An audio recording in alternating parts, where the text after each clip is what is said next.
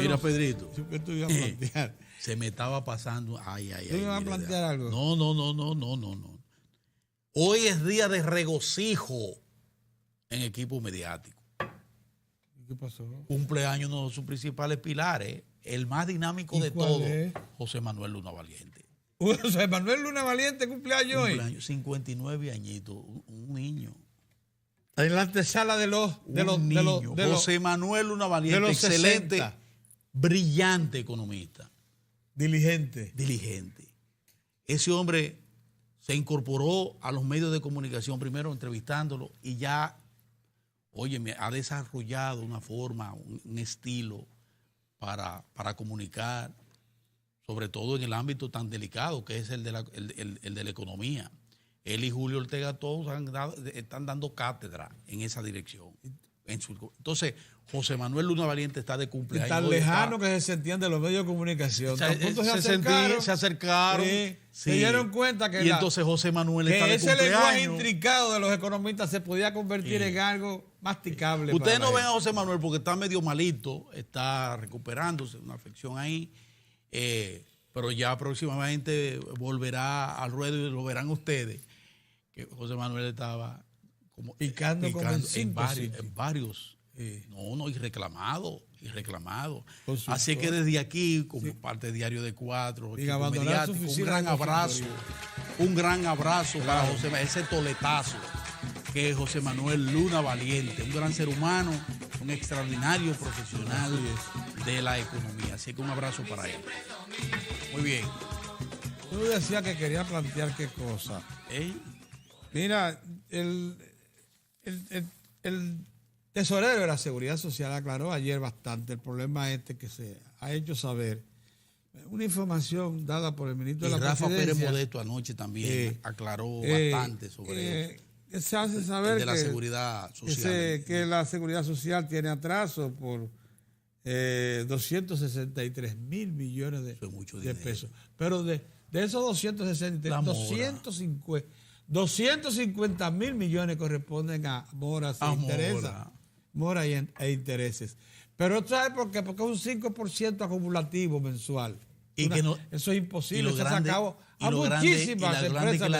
Y lo grande que la ley le impide a la Seguridad Social tumbarte eso. Lo que no acontece, por ejemplo, que le da... Pero sí te impide el servicio de ese... te impide el servicio y al mismo tiempo te impide... Pero inmediatamente... Si tú quieres ir a negociar... No. Tú tienes que pagar la totalidad. Y por eso que ustedes han visto que muchísimas empresas, pequeñas empresas, han tenido que cerrar, desaparecieron. Pero felizmente... Eso estimula la informalidad también. Exacto. Pero felizmente ya vemos que hay una actitud, una voluntad para reformar eso.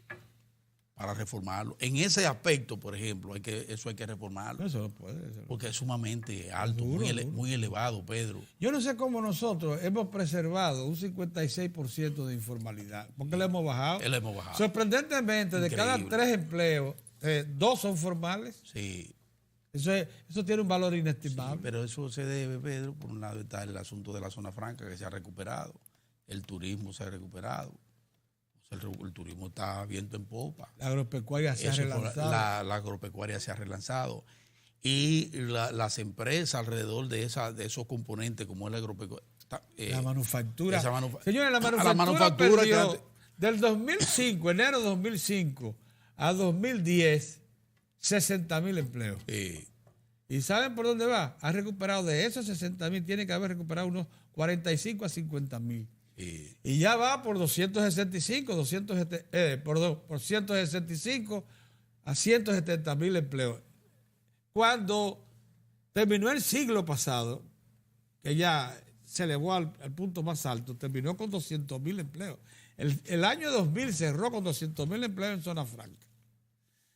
Claro, fue el momento culminante pero cuando cuando se eliminó el acuerdo multifibras, nos atrapó a nosotros dependiendo en un 65% de la industria de zona franca del sector textil. Esta fue terrible, porque al liberarse el mercado de las fibras, o sea, de tejidos y confecciones en el mundo, ya no había cuotas, ya no podía haber aranceles, de esos penalizantes. Entonces, al abrirse los mercados, nosotros, que lo que teníamos beneficio por esas dos cosas, por cuotas y por aranceles penalizantes, porque integrábamos de manera preferente al mercado de Estados Unidos y de Europa. Entonces, perdimos 60,000 empleos. Claro, se reformuló ya la zona franca, ya no solo un 20% de las industrias de zona franca procesan textiles ya. Oigan ustedes cómo hubo que cambiar la cosa, el chucho. Pero de esos 60,000 empleos que pudieron haber sido más, que se perdieron, se ha recuperado un 80%. Y vamos camino a resolverlo. Ha sido un trabajo arduo, muy duro, mucho ingenio, muchas iniciativas han tenido que ponerse en marcha. La industria de la electrónica, la de calzado, ya desplazamos a Brasil como el principal exportador de calzado de Estados Unidos, a Brasil, para que ustedes sepan, mucho que hemos avanzado en ese plano. Los productos que se usan en los servicios médicos, muchos de esos productos se generan en zonas francas. Y ya le dije lo de la electrónica. En general, hemos diversificado la cosa. Ese sector de Itabo, industrial de Itabo, ha dado notaciones de ser muy generador de iniciativas, muy creativo, y eso ha ayudado mucho. Por otro lado, volviendo al tema de la seguridad social, déjenme decirle lo siguiente. Sí. Es importante este tema de la seguridad social. La tesorería de la seguridad social es probablemente de las estructuras que se montaron desde el inicio mismo del sistema, la que ha sobrevivido con prestancia, con respeto. Ese señor Estrella Sadalá que maneja, Henry Sadalá, el que maneja la tesorería de la seguridad social, es uno de los hombres más apreciados y más respetados en todo el sector empresarial del país, de la sociedad también. Lo mismo que el sistema... Que ha estado muy enfocado en el sistema contable que tenemos, es uno de los más elogiados de América Latina. Sí. Ese sistema de captación de los recursos de la seguridad social se maneja con una transparencia sorprendente y va a parar cada recurso al lugar que debe ir, independientemente del destino que le den, eso que lo recibe, que es otra cosa, que no tiene nada que ver con la tesorería. ¿No? Mira, Pedrito, pero tú no has dicho nada de la ampliación del peaje de las Américas. Mira. Está ampliado. Sí, mira, parece que te falta algo. No le falta. ¿Qué más tú quieres? ¿Qué más tú quieres? Se amplió el peaje de la... Sí. ¿Qué más tú quieres? Primera cosa, me hubiese gustado que las cabinas se modernizaran más. Todavía se parece mucho a garitas policiales. Bueno, pero ¿funcionan o no? Sí, funcionan. Pues entonces queremos que haya luz. Bueno. Suficiente iluminación. ¿Y cómo para tú que cuando usted llegue a esa... esta noche, ahora cuando tú pases esta noche, tú te vas a dar cuenta. Hace tres, pero ayer se entregó ampliado. Todavía, esta mañana, acuérdate que yo vengo de madrugada. Pero no de noche, tú no vienes oscuro. Yo vengo de noche. Oscuro. Oh, sí, esta mañana. Pero parece que habían apagado. No, Mozart, yo pasé por ahí. Pasé por ahí. Dame dar una manito, mi amigo. No, todavía no hay. Ministro de la eso debiera estar tan alumbrado como para darle garantía, seguridad, tanto al que llega a la ciudad por primera vez, que sale del aeropuerto de las Américas, como el que sale de la ciudad, se encuentre con un lugar bien alumbrado, bien seguro. Exactamente. Otra cosa, usted no puede salir de esa unidad que está ahí, del peaje, y entrar entonces a la Boca del Lobo, que es el trayecto que va del peaje al aeropuerto. Sorprendente. Oscuro. Pero oscuro. Bueno, la gente... Sin embargo, las obras que ha hecho Obras Públicas... Eso le corresponde a esa marginal nueva de Obras Públicas, qué bien iluminada se ve. Una maravilla. Qué bien dotada está. La marginal inaugurada. Lo mismo que el elevado. Y eso es elevado. Entonces, lo que queremos eso es elevado, una maravilla. Exacto. Lo que queremos es que se unifique que incluye todo. A los motores, a los motoristas que puedan cruzar también. Que se unifique todo. Una maravilla. Que el que entra o sale del aeropuerto, que esa es la entrada del país, vea que está llegando que no está en África. Mira, Y seguimos avanzando con el sistema hospitalario, con la entrega ayer del hospital el Antonio Yapur de Nagua, por parte del presidente de la República. Otro hospital debidamente equipado. Sí. Entonces avanzamos en la recuperación que se inició con 56, los 56 principales hospitales del país. Ya nos aproximamos a los 40, Pedro,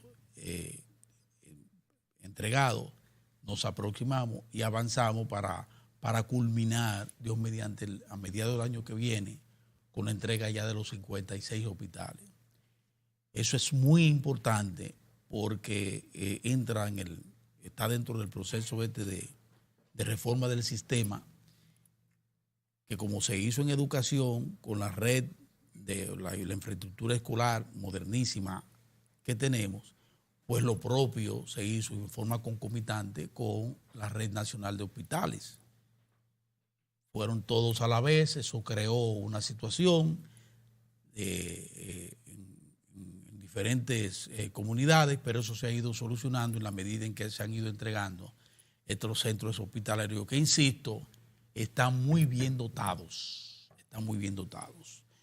Pero vean, acá hay Julio Ortega Tojo, que no termina de llegar, porque ganó el Escogido. Sí. A él el peaje cuando el Escogido pierde. Sí. Vamos a ir a una pausa, que recibí una llamada importante y tengo que devolverla.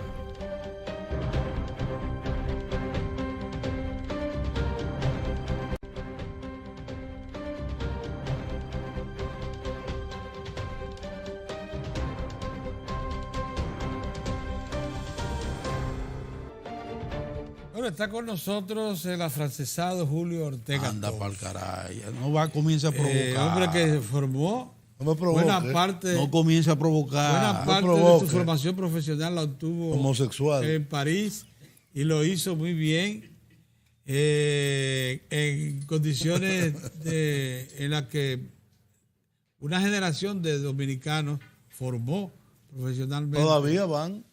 Hay muchos que estudian allá, más ahora. Pero en esa época era el objetivo de buena parte de la juventud irse a formar a Europa y particularmente en Francia, porque allí estaban las ideas más avanzadas. La solidez de Julio. Incluso el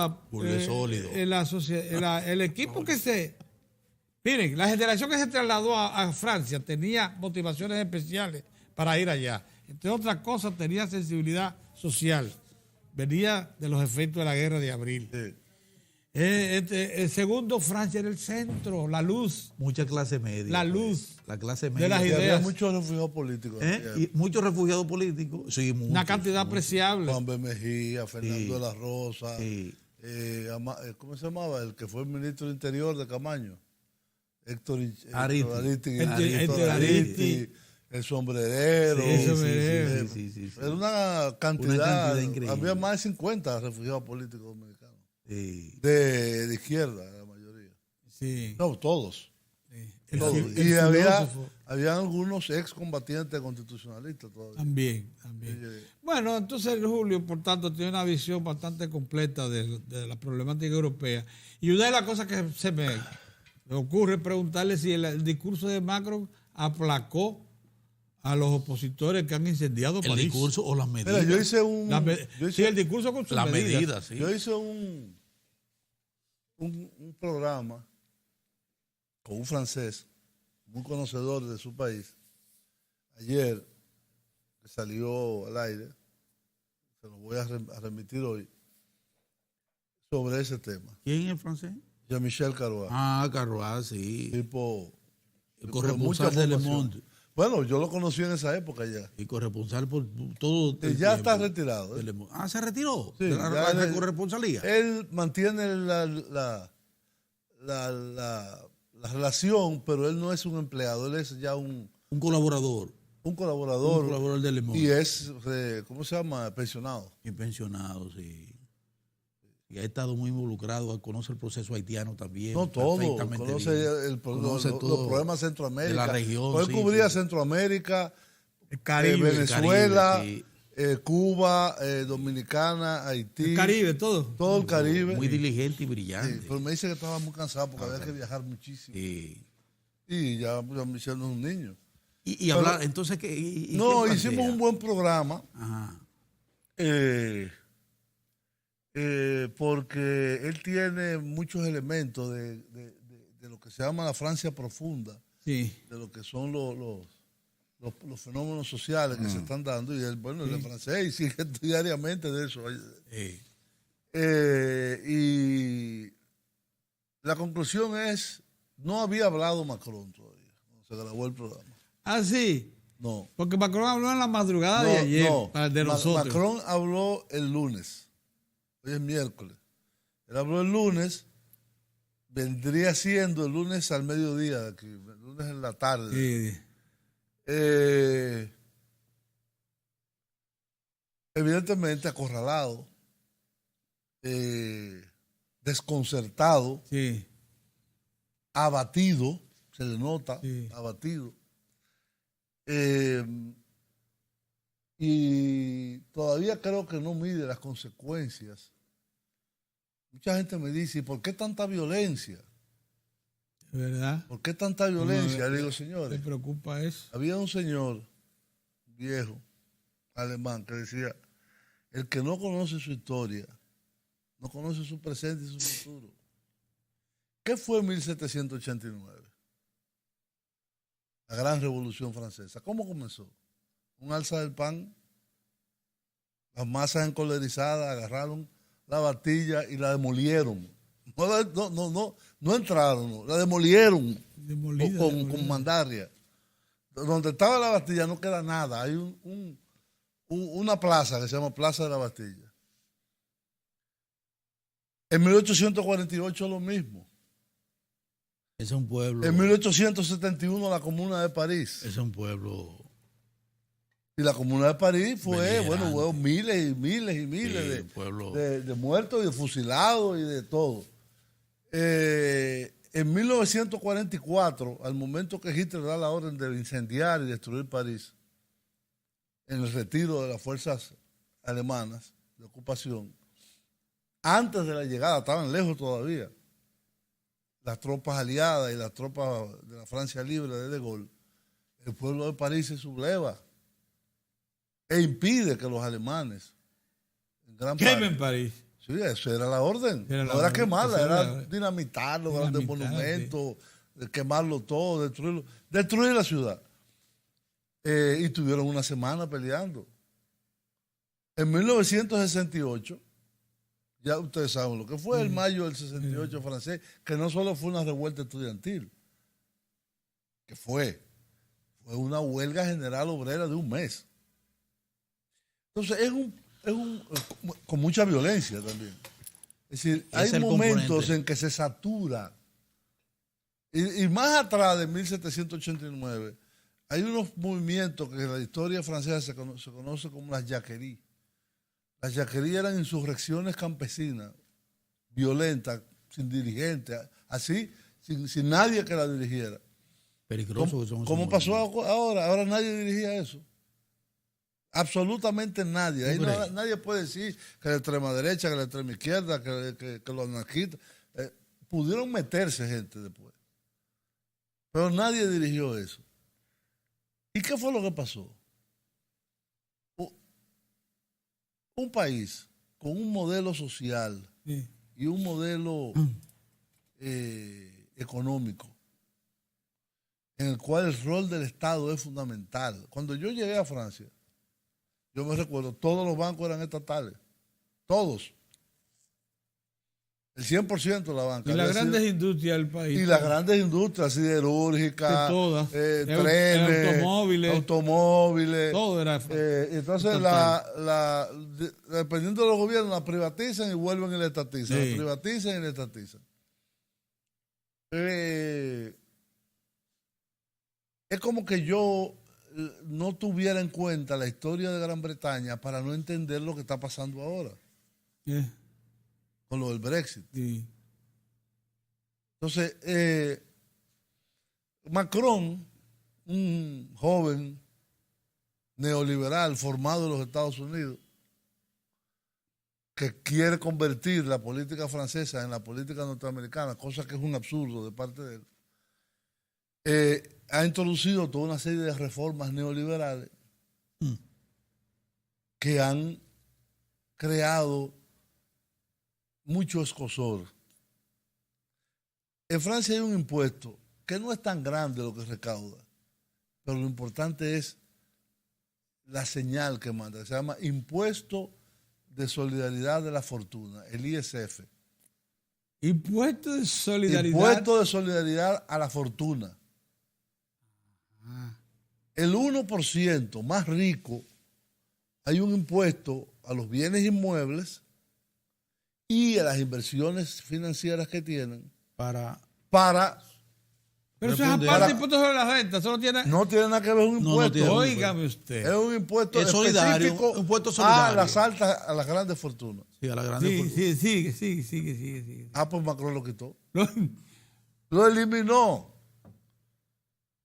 Y te digo ¿Bajo qué argumento? ¿Qué era? que eso Populismo desincentivaba y la inversión. un 1%. Sí, y que Sí, muchos grandes capitales franceses estaban yendo a Bélgica. Por eso. Por eso. Qué bárbaro. Entonces, bueno, está bien, lo quitó, pero entonces le aumentó el impuesto Los combustibles. a los combustibles Terrible decisión. en un país donde la carestía de las grandes ciudades, París en particular, Sobre es una todo ciudad París. sumamente cara para gente muy pudiente, cada vez más extranjeros, Lo que pasa extranjeros con poder adquisitivo. como pasa en los polos turísticos, que las ciudades se encarecen. Bueno, ¿qué hacen servicios? los franceses? Oye, eso. Como le dicen, en francés se llama el petit blanc, el blanquito francés, pobre, que tiene un trabajito, o viejo retirado, que tiene una pensión de 900, 1000, 1200 euros. Se van a la periferia, cada vez más a la periferia, que puede ser 100 kilómetros, por un país grande.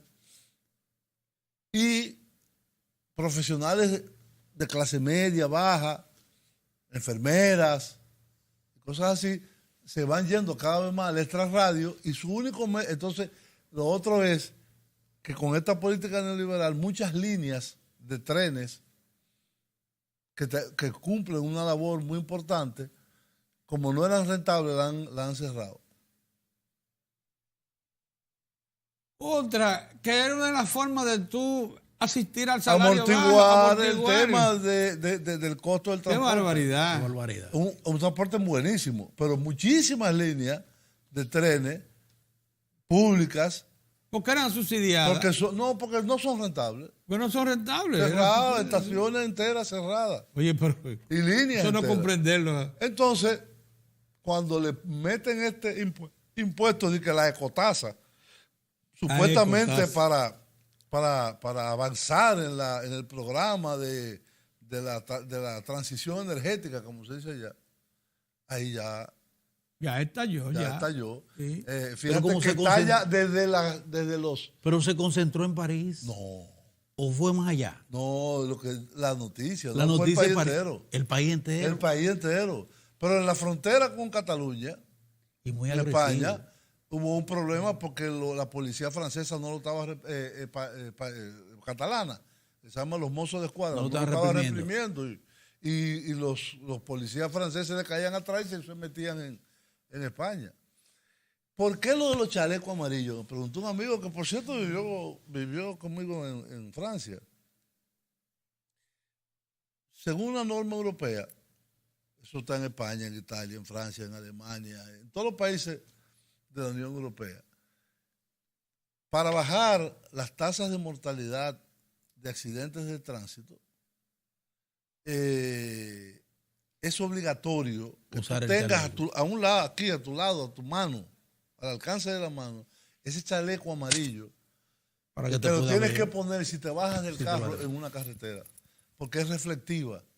Y así se ha demostrado que la tasa de gente que viene en otro carro y lo choca y lo mata, baja enormemente. Entonces, esa medida, que fue una medida positiva para evitar los accidentes, le dio casi un uniforme a todos los que protestaban. Decía, bueno, nosotros que somos los que andamos en carro, nos ponemos el chaleco amarillo. Porque ellos lo estaban haciendo, al principio era fuera de la ciudad. Todo comenzó el 17 de noviembre. No hace tantísimo. ¿Qué es día hoy? Hoy es 13. Sí. Hace un mes, menos de un mes. Y Pero mira Julio, cómo ha tambaleado el gobierno. Pero Julio, se tomaron. Pero la reacción del gobierno y del propio Macron fue de insultar a la gente. ¿De qué? De insultarlos. De insultarlos, delincuentes, vagos, esto, lo otro. Sí, pero fueron muy juiciosos en el enfrentamiento directo. No, es que oye, los protocolos de contención de protestas, no solo en Francia, en todas las policías modernas no se usa fuego letal. Fíjate que yo resalté en una ocasión, quizá la gente no matan. Yo vi abandonando. No matan. Le da muchísimo yo lo vi abandonándola. Que tuercen el brazo. No lo matan, sí, pero no, hay una cosa que se llama las balas de goma. Balas de goma. Pero las balas de goma no matan. No matan. Te pueden sacar un ojo, que es grave. Pero esos protestantes. Pero en Venezuela se pasaron 4 meses, que era candela y candela todos los días. ¿Y cuántos muertos hubo? ¿Cuánta gente mató la policía en la manifestación? A tiro. Muy poco. Muy poco, sí. Tuvieron apariciones yo vi fílmica de manifestantes sacando a los policías, a los guardias nacionales. Sí, sacando de los vehículos. De los vehículos blindados esos que usaban. Sí. Y quemándolos. Pero los sacaban. Es decir, hay protocolos que yo siempre digo que la policía dominicana tiene que modernizarse, porque tú no puedes una manifestación caerle a tiro. Como en el 84. ¿Todavía se hace así? No, en el 84 masacraron. Sigue, Julio, ¿en qué momento se encuentra la crisis ahora mismo? La crisis se encuentra en un momento en que la gente no le crea a Macron. No le crea a Macron. Pero tomó las medidas, dejó sin efecto. Dejó sin efecto. Primero congeló. Lo del combustible. Primero congeló la ecotasa por 6 meses. Y la gente se indignó más. Después el combustible la eliminó. La sobretasa nueva la eliminó. Hizo un aumento de 100 euros, del salario mínimo. Oye, pero. Y el euro, y el combustible lo redujo. Le quitó la tasa. Sí, le quitó la tasa. Sí. Pero, óyeme, hay un momento en que ya el movimiento sigue. Es lo que te decía, la Revolución Francesa comenzó por un. Pero ahora, ¿qué reclaman ellos? La dimisión. Renuncia de Macron por inepto. Ahí está. Por haber trastornado la vida económica y social. No, la gente está indignada. De Francia. Y la gente dice, toda esta violencia, sí es verdad, hay ya mucha violencia. Al extremo. Pero, ¿y la violencia contenida en todas esas medidas, en todas esas... Pero no existe en la ley de Francia no existen, pueda eso ir a un plebiscito. Sí. Bueno, entonces, una de las propuestas, lo que hay que consultar al pueblo. Una de las propuestas, como está diciendo el buen amigo de México, que dice, a los 2 años yo voy a someterme. De varios políticos de la oposición, tanto de la izquierda, de Mélenchon, que es una de la oposición más evidente, y de la ultraderecha de Le Pen, es que hay un referéndum. Que fue lo que hizo De Gaulle en el 68. Y lo perdió y se fue. Sí, pero eso es lo que hay que hacer y no quemar París. Porque está poniendo en riesgo muchas cosas también. No, porque lo que pasa es que la televisión... Eso tiene un impacto en el turismo importante. Tuvimos carros quemados y... No, el turismo se ahuyenta. Pero bueno, yo tengo muchos amigos que viven allá y me dicen, no, espérate, eso en algunas partes. Pero tú mismo me dijiste ahora que eso era en todas partes. Las protestas son en el país entero. Sí, pero eso... Las protestas. Lo que sale fuera. Lo que sale fuera es que se están... Entonces esos promotores turísticos y esa... pero no, yo pienso que ahora el gobierno de Macron está hay que ir a un referéndum muy débil. Él tiene que dar una respuesta política más contundente. Tiene que bajar la Pero es que ya están la pidiendo, prepotencia. pero que ya están pidiendo su destitución. Su salida. Sí, sí. Pero No le están lo dejando más llamativo no le están de esto dejando es alternativa. Lo más grave que no hubo en el caso del 68, porque los sindicatos y los movimientos estudiantiles en el 68 eran interlocutores. Y se llegaron a unos acuerdos. Ahora no, de Grinel. ahora no. Ahora no hay interlocutores. Eso sí es peligroso. Eso sí es Porque es peligroso. un movimiento sin dirigentes. Eso sí es ¿Qué peligroso. cosa, Ellos tienen las redes sociales han jugado un papel fundamental convocando a la gente. Pero eso no debe ser, ¿no? La gente no está conforme con lo que ha pasado. Y entonces han surgido todo tipo. Me decía ella, Michelle, que en Bordeaux, una ciudad del sur de la costa atlántica, había un grupo que se llamaban los chalecos amarillos moderados, que el gobierno lo está como convocando para hablar con ellos. Pero el gobierno debería convocar a todo el mundo, a los partidos políticos, a los sindicatos, a los representantes que puedan aparecer de los manifestantes, porque hay que hablar. O pedirle a esa misma Hablar. gente, creen una comisión que venga a hablar con nosotros. Sáquenlo entre ustedes. Sí, porque que no están coordinados entre ellos. No es un movimiento organizado. Entonces, la única Eso sí es respuesta peligroso. política Ajá, ¿cuál que es? yo creo es la que tú decías. Sí, el referéndum. Un referéndum porque un gobierno en el nivel de debilidad Y en que que ha ha caído llegado, ya pero en un mes, En un mes. Si ese deterioró. y gran parte por su trato inicial tosco, prepotente, engreído, abusivo con la Mira, gente. Eso me crea un interrogante que no es posible contestar, se me acabó el tiempo, pero te lo voy a dejar en el tintero. Sería bueno que tú nos expliques por qué las naciones más importantes, democráticas, pero es en un futuro. En un futuro. Es dejarle en el tintero.